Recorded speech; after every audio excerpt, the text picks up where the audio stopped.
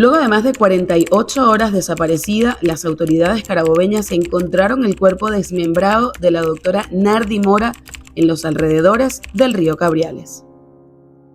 La Galeno había sido vista por última vez el 24 de agosto del 2022, cuando salió de su residencia hacia el consultorio popular que funciona en las instalaciones de la Unidad Educativa Dr. Rafael Guerra Méndez. Me llamo Stephanie Aguilar, tengo 19 años y soy la hija de la doctora Nardi Mora.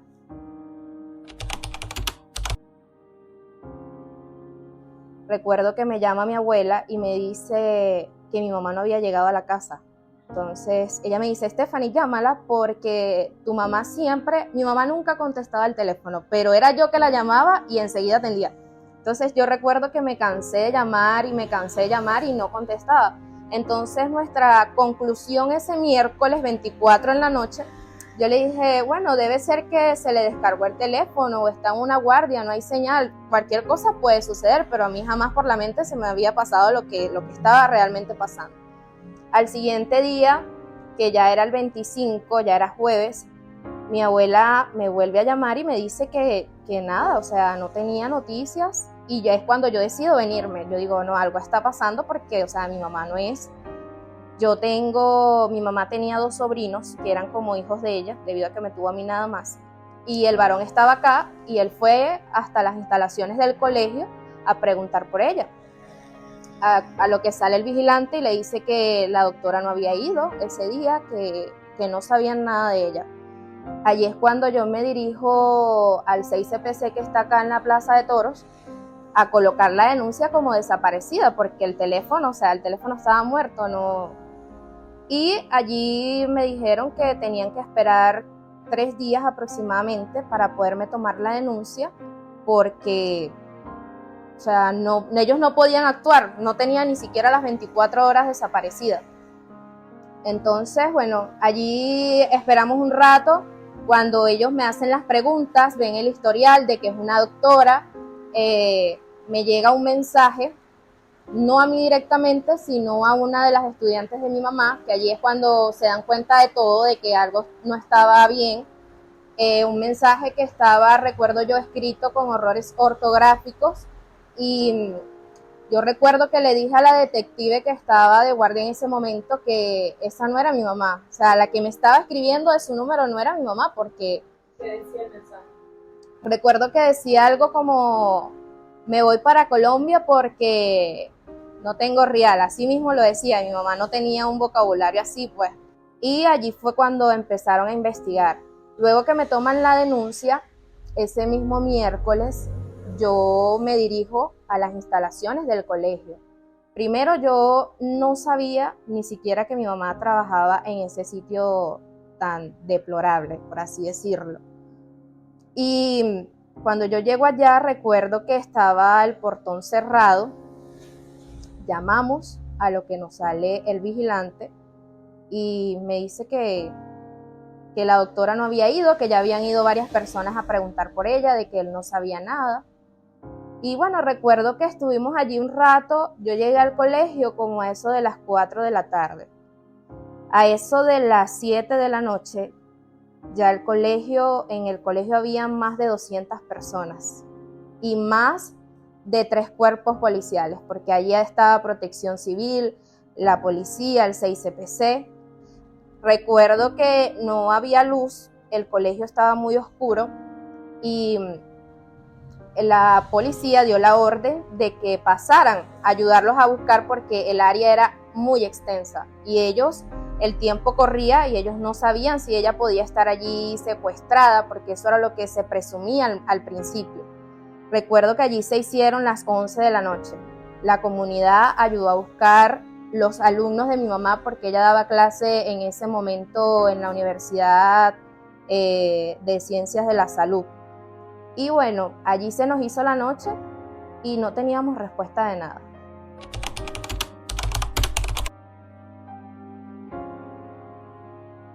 Soy Fanny Márquez, presidenta de la Fundación Mujeres por la Vida.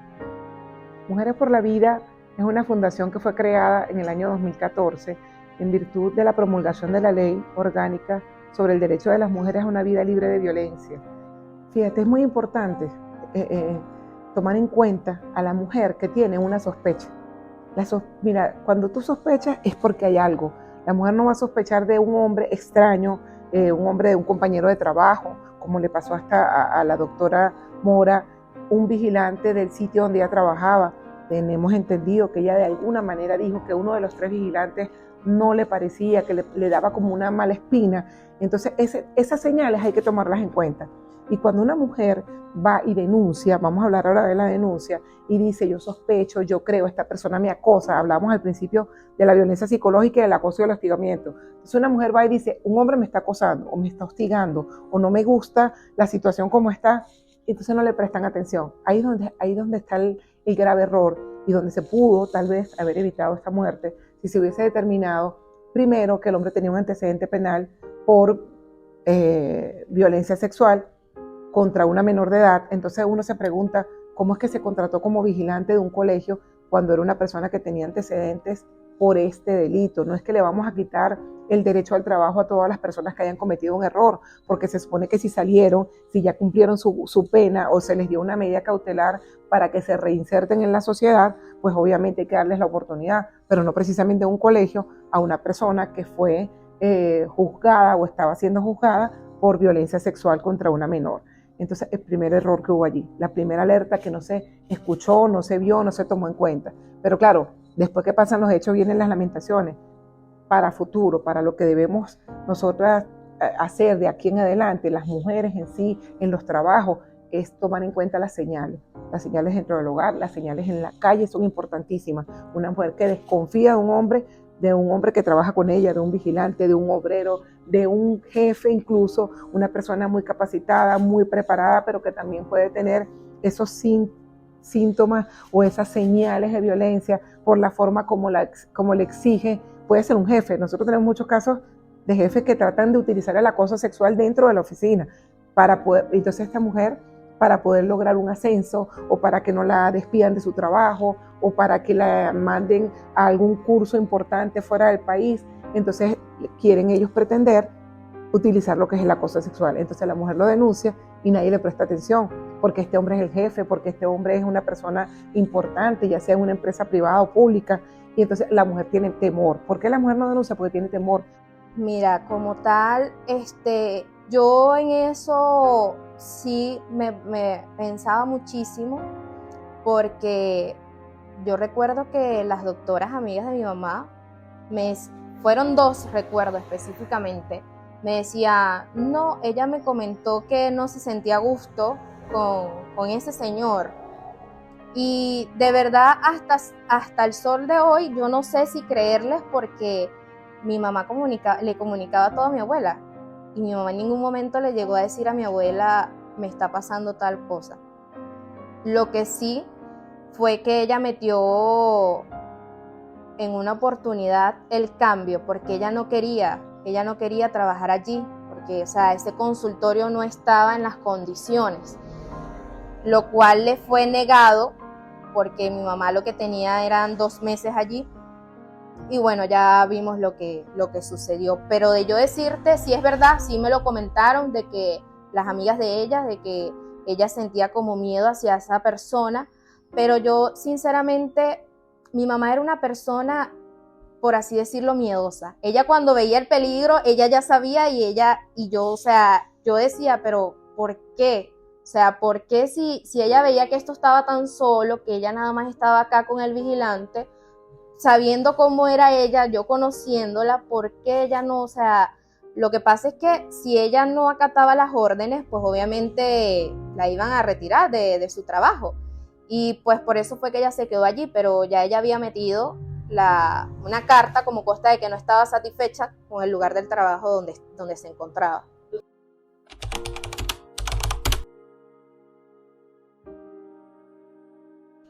Él estaba allí el primer día que yo fui, estaba él, y fue el que nos atendió desde un principio. De hecho, nos dio hasta un tour, por así decirlo. En ese momento no había llegado la gente, solo estábamos familia de ella, y se contradijo muchísimo en las cosas que decía.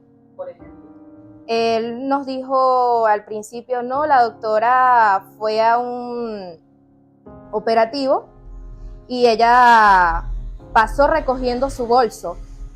Entonces recuerdo que fuimos a buscar a la señora encargada, que es como decir de los consejos comunales o algo así, y ella nos dijo que eso era mentira, o sea, que mi mamá había salido del operativo, fue a almorzar a casa de otra doctora que vive allí cerca y luego se retiró al colegio a buscar sus bolsos, sus pertenencias, y ellas no la vieron más. Se hicieron las 11 de la noche, entonces me tocó dirigirme nuevamente al 6CPC a hacer un cambio de denuncia. Ya no era como desaparecida, sino como secuestro, porque habían tantas versiones. Llegaban y me decían, no, que se la llevaron en un carro, no, que la tienen allí cerca, hay unas invasiones, actualmente no recuerdo el nombre, que fue que tirotearon a un malandro y ella lo fue a curar.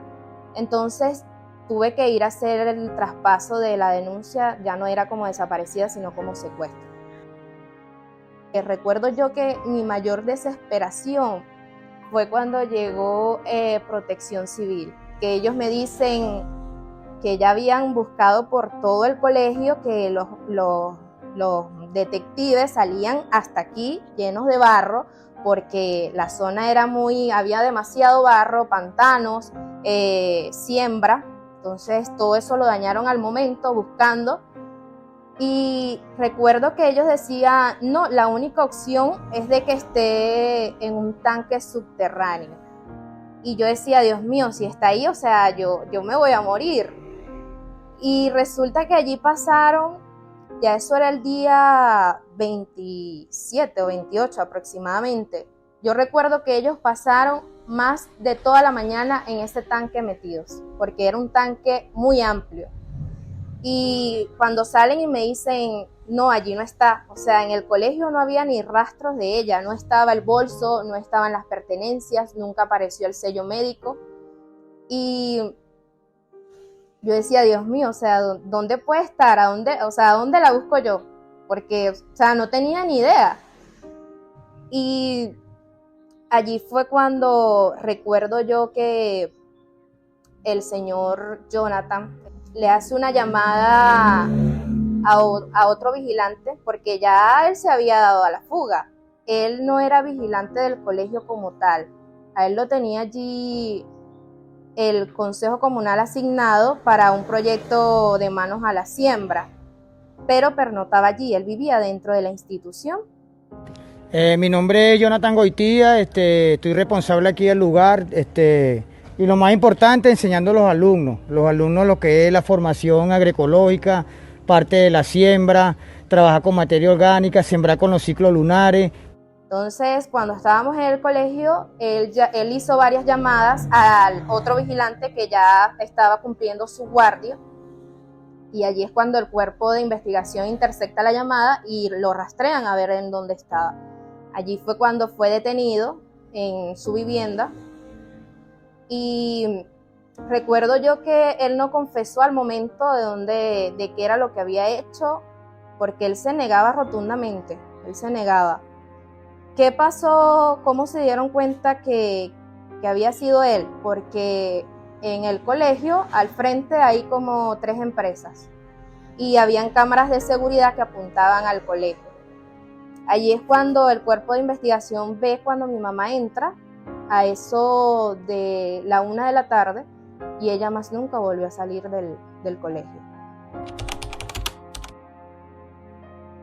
Lo recuerdo que ellos hicieron mucha énfasis en cómo llevaba las uñas pintadas. Recuerdo que era lo que más me preguntaban y yo tenía que dar el modelo detalladamente. Recuerdo que hasta fueron a buscar a la manicurista, porque ellos necesitaban comprobar a través de la pintura de uñas fue que la reconocieron, y alguna que otra cicatriz, que si por ejemplo algún lunar que yo di específicamente. Se hicieron las 11 de la mañana y recuerdo que me estaban entrevistando los forenses. Cuando llega la jefa de Protección Civil, recuerdo yo, al colegio, y me dice, ya apareció la doctora, pero no tenemos señales de vida y en las condiciones que apareció, o sea, ellos no me querían explicar a mí porque, o sea, ellos decían que yo soy una niña, entonces era como que muy impactante.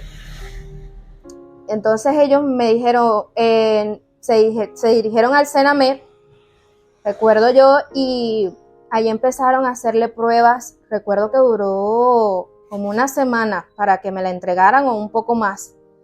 Y de hecho, ellos no me la iban a entregar para hacerle un velorio como tal, debido a que ya tenía días, pero no estaba descompuesta cuando ellos la consiguieron.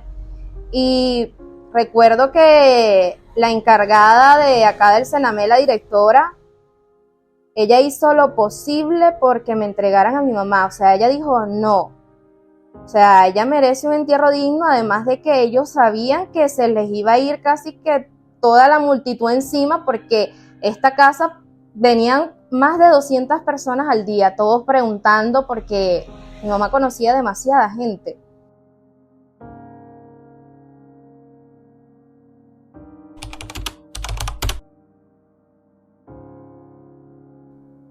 Fíjate, en el 2022 nosotros estábamos apenas saliendo de la pandemia y ciertamente se incrementaron las cifras de violencia, pero luego nosotros haciendo un análisis, son dos factores importantísimos que incrementaron estas estadísticas. La primera, el hecho de que estuviesen conviviendo en el hogar sin poder salir, mucha gente quedó sin trabajo, mucha gente tenía temor a salir, y el convivir en espacios cerrados, el papá, la mamá, los hijos, tal vez una suegra, un tío enfermo con el COVID. Entonces eso empezó a generar mucho estrés dentro del hogar y generó que muchos hombres, y esa es una cifra que no podemos negar, empezaron incluso a abusar la violencia sexual contra niños, la violencia sexual sin penetración, en niñas, en niños, en sobrinas. Entonces eran cosas que antes no se veían tan a menudo porque tal vez estos hombres tenían un escape, eran enfermos de toda la vida, pero tenían un escape en la calle, a lo mejor miraban, veían, se buscaban una solución que las personas ni siquiera se enteraban, pero luego de estar encerrados ahí en su hogar, empezaron a generar o a descargar toda esa enfermedad, ya sea la sexual con relación a los pedofílicos o enfermedad de agresión con relación a las mujeres que las golpeaban o eran víctimas de violencia por el encierro. Eso es una de las causas, el encierro en la pandemia. Y la segunda, que se incrementó mucho lo que es la campaña que va a ayudar a la mujer a que no ser víctima de violencia. Todos los medios de comunicación ahorita tienen una campaña altísima, muy efectiva, y nosotros como fundación y otras organizaciones de mujeres hemos estado bien activas en esto de orientar a las mujeres que son víctimas de violencia o para que salgan del ciclo de violencia. Entonces, tal vez no es que se incrementó el número, sino que las mujeres denunciaron más. Las mujeres están más capacitadas, más preparadas ahorita para denunciar. Las mujeres ya no tienen tanto miedo. Escuchan las charlas, escuchan los medios de comunicación y se han atrevido, conocen un poco más de la ley y se han atrevido a denunciar. Eso es más triste todavía, porque entonces decir que siempre estuvo la violencia, pero ahora es que la mujer denuncia y eso incrementa entonces las cifras y las estadísticas de denuncias de violencia.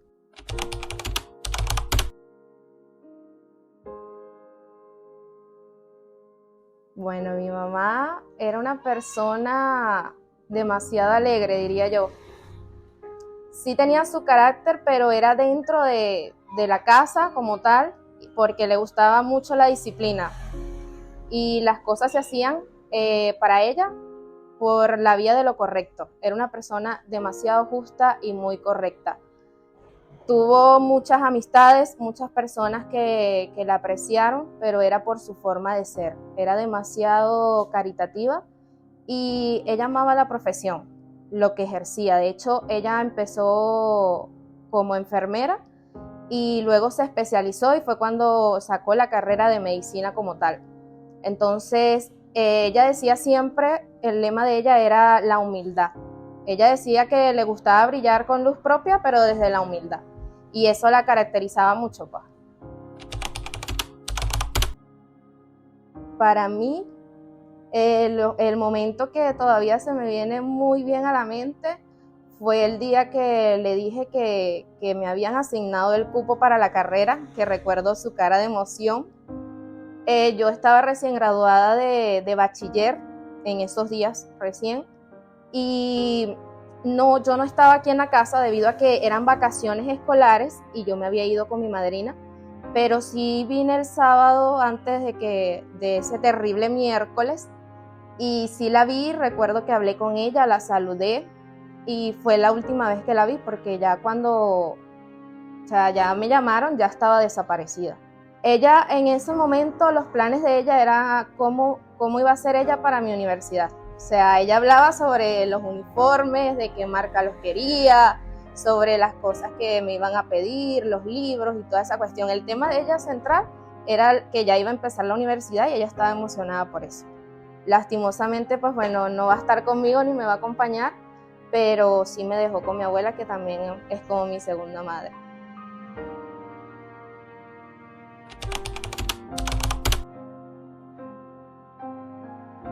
Es que no tenía el aspecto para ser una persona trabajando en un colegio con niños. O sea, yo decía, Dios mío, además de que cuando pidieron la nómina para rastrearlo, para aunque sea saber el número de cédula, porque lo que sabíamos era que se llamaba Jonathan y porque los vecinos decían, no tenían ni siquiera un registro de nómina.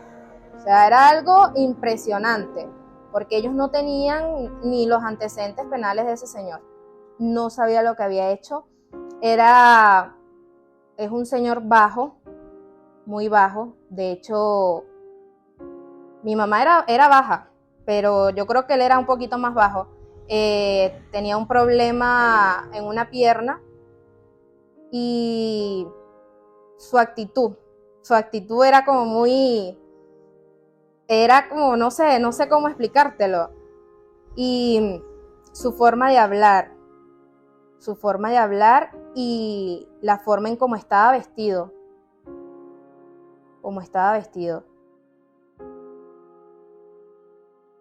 Para nada, desde un principio que lo vi, no me dio buen aspecto.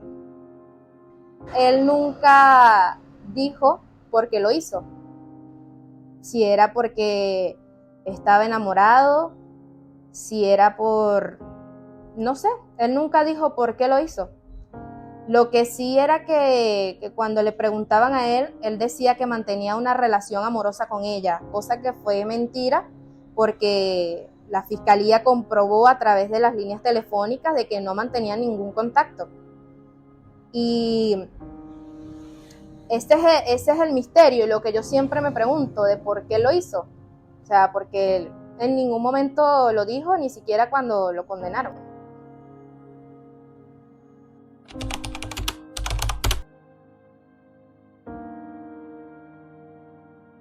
O sea, no todos los hombres son agresores, pero la mujer sí debe saber determinar cuándo está en presencia de un agresor, saber determinar esas señales que le dicen, mira, oye, ya va, espérate un momentito, como leí una vez por allí, mira cómo en la primera cita tienes que ver cómo trata el vigilante, cómo trata el mesonero, cómo te miró en el momento que estabas vestida. Y esas son señales mínimas y que muchas veces nosotras como mujeres estamos tan emocionadas o ilusionadas con alguna primera cita o con un acercamiento con una persona, con un hombre, que entonces preferimos echarlas a un lado.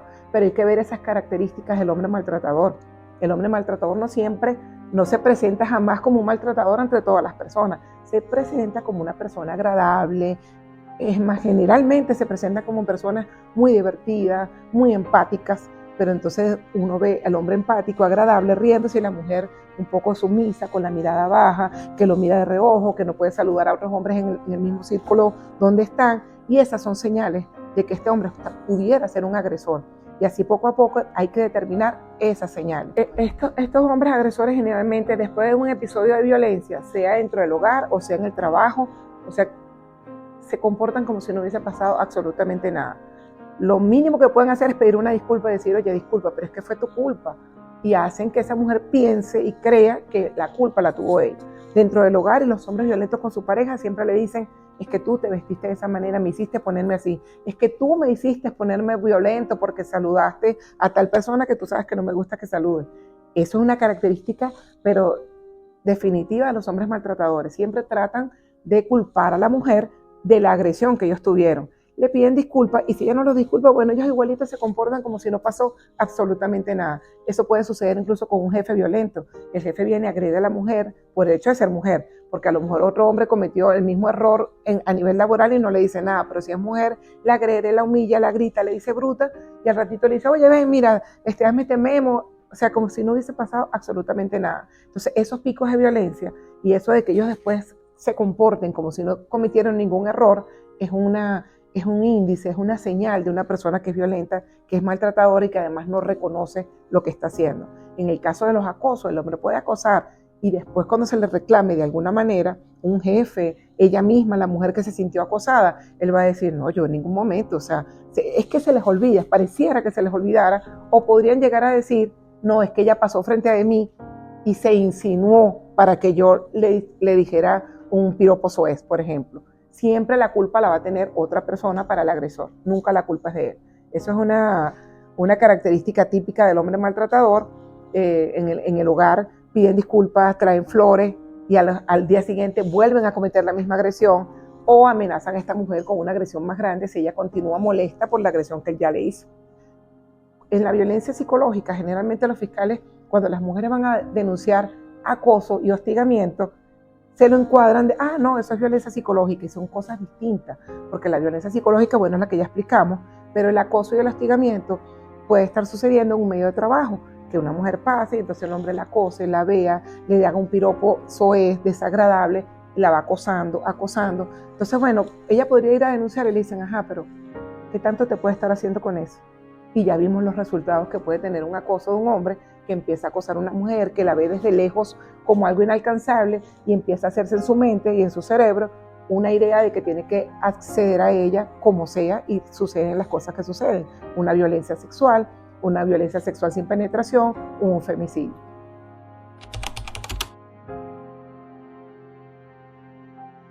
La condena fue de 29 años, le tocaban 30, pero porque asumió los hechos, le rebajaron un año. Y lo único que sí no se cumplió fue de que él estaba asignado para el penal abierto de Tocuyito, cosa de que no fue así, porque lo tienen acá en otra cárcel que le dicen Hombres Nuevos. Y me parece algo injusto. Por lo que yo he escuchado, en esa área donde él está es para hombres que ya se regeneraron, que ya están a punto de cumplir su condena. Para mí este señor no se ha regenerado porque él venía de pasar 14 años en la cárcel. Salió en tiempos de pandemia, que fue cuando se mudó a vivir allí al colegio y no había pasado ni un año cuando ya había cometido lo de mi mamá y él había estado preso por abuso sexual y por manipulación de drogas. Entonces, 30 años. En 30 años yo le calculo que tiene unos 70, 75. Un hombre que todavía puede seguir haciendo daño a la sociedad. Sí se tardaron, pero considero de que lo hicieron rápido, porque escuchaba yo testimonios allá de que habían casos que llevaban más de 4 años. Y yo decía, Dios mío, o sea, no puede ser que para una persona que haya asesinado a otra persona inocente pasen 4 años para que lo condenen. Recuerdo que nosotras íbamos y le diferían mucho a la audiencia. O sea, nosotros íbamos y la audiencia está diferida porque no había transporte para trasladarlo de allá del penal hasta acá. Y recuerdo yo que ellos tomaron acciones. Fue cuando yo di una entrevista, si mal no recuerdo, creo que fue al periódico El Carabobeño o al Notitarde, que yo estaba molesta porque, o sea, era impresionante que pasáramos allá ahora y nos dijeran que estaba suspendida la audiencia por cualquier excusa. Y allí fue cuando pautaron la audiencia para el 1 de marzo y ese día se dio. La fiscal cuidaba mucho de, oye, es una niña, o sea, no, porque ellos no sabían mi reacción al verle la cara a él. De hecho, cuando lo condenaron, yo esperé la sentencia del lado afuera. Yo en ningún momento más nunca le volví a ver la cara. No estuve satisfecha como tal con la condena que le dieron. Lo que pasa es que las leyes de Venezuela, bueno, la pena máxima son 30 años. Para mí deberían implementar la cadena perpetua, porque actualmente en Venezuela se ven muchos casos de femicidios, de abuso sexual, y yo cada vez que veo eso en las noticias me siento identificada, porque ya yo sé por lo que está pasando esa persona, porque yo también lo viví. Entonces, que se hizo justicia, sí, porque él está preso, pero como tal eso no me va a devolver a mi mamá, ni tampoco va a reparar la magnitud del daño que él causó. Él la desmembró, la expuso en un río por aquí a una cochinera. O sea, él cometió casi todas las agravantes o las señalizaciones que tiene lo que es el femicidio como tal. Entonces él está incurso en lo que es el delito de femicidio puro, tal como lo establece la ley. Adicionalmente a eso, lo agravado del femicidio, que viene a una pena de 28 a 30 años. ¿Cuándo se agrava? Cuando por lo menos lo hace contra una víctima especialmente vulnerable, ya sea una persona que convive con él, o que ese hombre tenía una condición de superioridad o laboral o de confianza con esta mujer, que también opera para este caso. ¿Por qué? Porque aunque ella lo haya visto, que le causó cierta mala espina en algún momento, jamás se va a imaginar que este hombre podía ir contra ella y asesinarla de la forma que lo hizo. ¿Por qué? Porque era el vigilante del colegio, allá había una condición de confianza, era la persona que abría y cerraba la puerta. O sea, es una persona incluso a la que tú le hablas y le dices, oye, ábreme la puerta, oye, tal cosa, el carro, la cartera. Entonces, esa condición de confianza hizo que ella perdiera esa percepción de cuidarse de este hombre extraño. Es decir, que no era tan extraño, era un hombre que la conocía, que la veía y que seguramente fue planificando poco a poco cómo lo iba a hacer, o en qué momento, o de qué forma se iba a deshacer del cuerpo, porque lo hizo premeditadamente todo. Entonces, en este femicidio, el que él cometió, la pena es entre 28 a 30 años. Entiendo que él tuvo una pena de 29 años, casi la máxima, que son 30.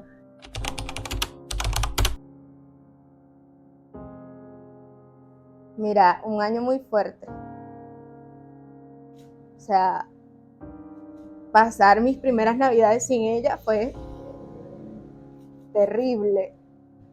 Recuerdo que los primeros días en la universidad, mis compañeras las llevaban sus mamás y todas me preguntaban, ay, ¿tu mamá? Y yo, o sea, simplemente decía, falleció en un accidente, por así decirlo, para que no me hicieran preguntas, no me abordaran. Y ha sido muy, muy difícil. Primero porque ella era la que llevaba, como quien dice, las riendas de la casa.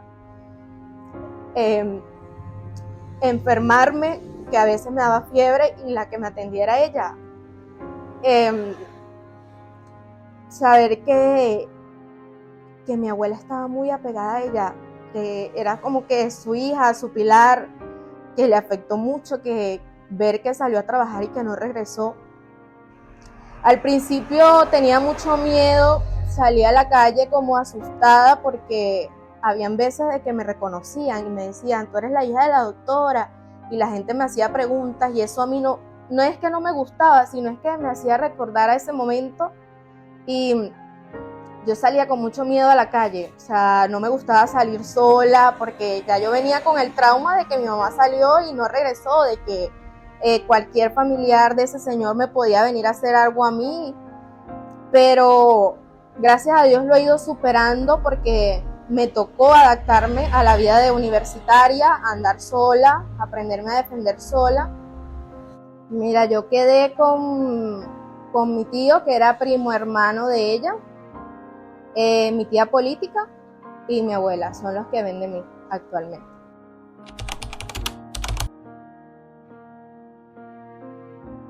La disciplina, creo que fue lo que ella más como que resaltó en mí, y a pesar de que ella no compartía mucho conmigo porque la vida de un doctor es muy ajetreada debido a las guardias, los estudios, yo siempre estuve con mi abuela materna, pero sin embargo ella estaba al pendiente como buena madre que fue, y siempre me decía que todo se basaba bajo la disciplina, que mientras uno fuera disciplinado, pues todo se podía dar. El respeto me lo inculcó también demasiado, y gracias a eso yo puedo decir hoy en día que ya no la tengo físicamente, que pude continuar, y no porque mi mamá ya no esté, yo voy a hacer de mi vida, no, porque ella lo que quería para mí era un futuro mejor, y bueno, yo estoy siguiendo los pasos de ella actualmente. Mi mamá siempre me decía, tienes que superar al maestro, siempre. Entonces, si ella fue excelente médico, yo digo que mi sueño es hacerlo, primero para enorgullecerla a ella, y segundo, llevar el perfil que ella me decía siempre, que era la humildad. Entonces, mi sueño es convertirme en ese legado que ella me dejó a mí.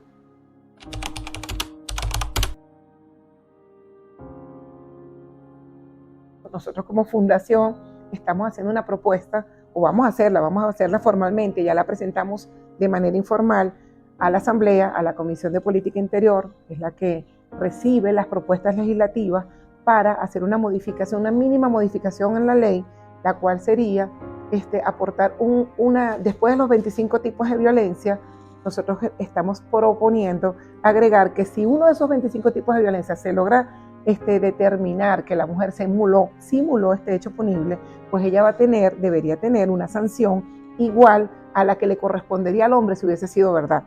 Entonces eso equilibraría muchísimo la ley, porque hay mucha gente que dice, pero es que esa ley es desequilibrada, esa ley es inconstitucional, porque le creen a la mujer desde el primer momento, es inaudita parte, o sea, se oye primero a la mujer y al hombre se le oye después que ya se le solicitó el alejamiento de la mujer o se le restringió el acceso al hogar. Entonces, si al final de este proceso se determina que se simuló el hecho punible por parte de la mujer, pues ella deberá tener la sanción que corresponde a ese tipo de violencia que ella estaba denunciando. Eso es una propuesta que tenemos como fundación y que consideramos que pudiera equilibrar la ley.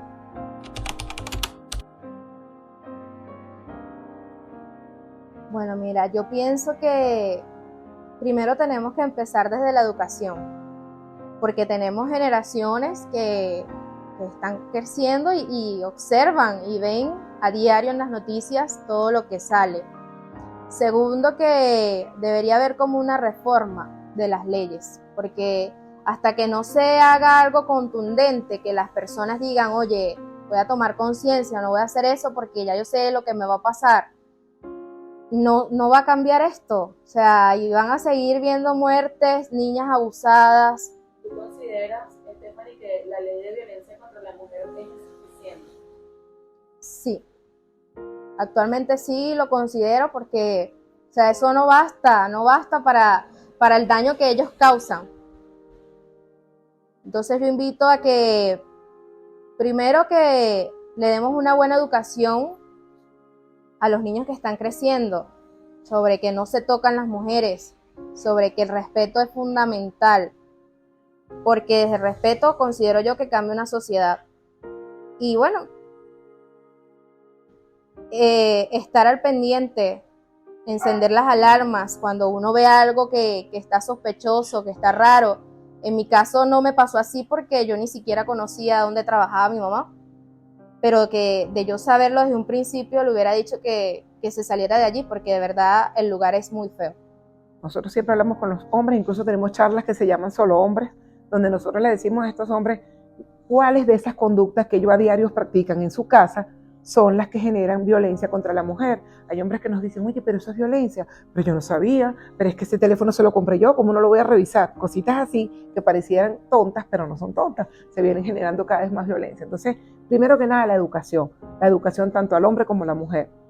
A las madres que tenemos hijos en nuestros hogares, nosotros les damos charlas también, les decimos, mira, no puedes generar una educación machista en tu hogar, esa donde el niño come primero y la niña come después, o después que comen los hijos, entonces los varones se pueden ir a ver televisión y las hembras son las que tienen que ir a hacer oficio.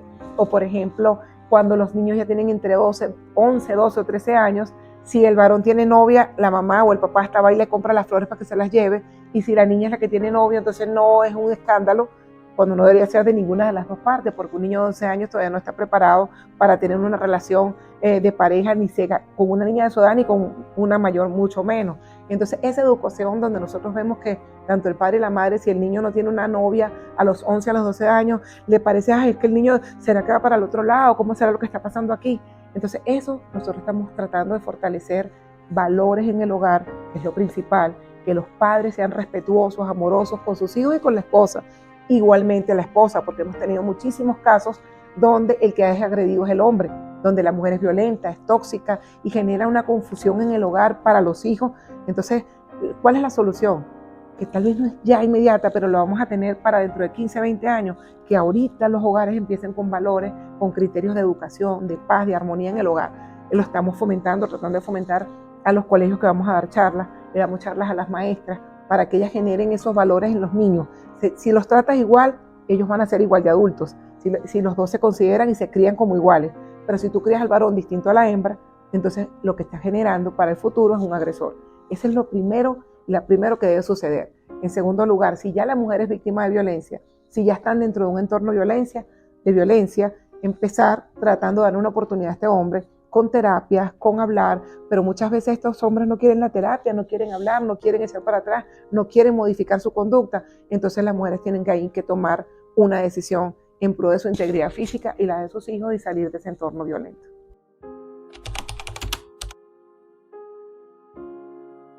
Mira, a mí me marcó muchísimo porque recuerdo que unos días antes se había perdido una niña y yo decía, Dios mío, o sea, ¿qué está pasando? Y recuerdo que los mismos implementos que utilizaron para conseguir a la niña fueron los que trajeron hasta acá, hasta Valencia, para buscar a mi mamá. Y recuerdo yo que en esos días pasaron como 3 o 4 femicidios. Y yo decía, o sea, mi mamá murió de esta forma, pero yo decía, fue como una señal para abrir los ojos a los venezolanos y a las personas que están fuera del mundo, porque fue como un caso que, wow, impactó, que dio, y que en ese momento empezaron personas a denunciar porque estaban desaparecidas sus hijas o porque por abuso sexual. Y pienso que la muerte de mi mamá impulsó mucho en ese momento, en ese mes, que yo recuerdo que pasaron varios casos parecidos. A un año de su desaparición física, Stephanie hace lo que puede para seguir adelante con su vida. Tenía solo 18 años cuando la dejaron sin su madre y estaba a punto de comenzar sus estudios en medicina para seguir sus pasos. En la actualidad, tiene 19 años y se esfuerza todos los días por seguir adelante y honrar su memoria. La doctora Nardi fue una de las 236 mujeres asesinadas en 2022. Específicamente, el mes de agosto de ese año fue un mes negro en Carabobo. Mildred fue abusada y asesinada. Por este atroz crimen se encuentran detenidos su mamá y sus 2 abuelos. Por otra parte, los familiares de Odalis Lovera, de 35 años, también denunciaron en ese mismo mes su desaparición. En una entrevista telefónica concedida en las últimas horas al equipo de WTC Radio, su hermana Catherine Cacique nos dijo lo siguiente. Yo te digo lo particular, para mí está muerto, sin que me quede nada por dentro, de verdad te lo digo con los ojos cerrados. Sufrió, padeció, sí, porque lo siento, es así, pero yo siento a mi hermana muerta. Ella andaba con un muchachito, porque es un muchachito, se había ido con él para Barinas, para no sé para dónde. Entonces llegó el tipo que era el marido, los celos los quedaron de una manera que le decía cosas, incluso yo, muchas oportunidades en varias peleas que ellos tuvieron, yo me metía. Una vez recuerdo que el esposo le dijo que si seguía en ese problema iba a agarrar el machete y la iba a matar. Entonces son cosas que ella no tenía que haber dicho. Pero del 100%, mira, son muchas las cosas que yo tengo en mi mente. Si sabes sobre el paradero de Odalis Lovera o sabes qué le sucedió, comunícate con sus familiares a los siguientes números telefónicos. Mientras tanto, las cifras de 2023 no son menos alarmantes. Según el monitor de femicidios publicado por la ONG Utopics, en Venezuela ocurre un femicidio cada 44 horas y un femicidio en grado de frustración cada 43. Si estás viviendo una situación de violencia en cualquier ambiente, no esperes ser parte de la estadística. En Venezuela existen muchas organizaciones que brindan atención y asesoría legal y psicológica a las víctimas. Mujeres por la Vida es una de ellas.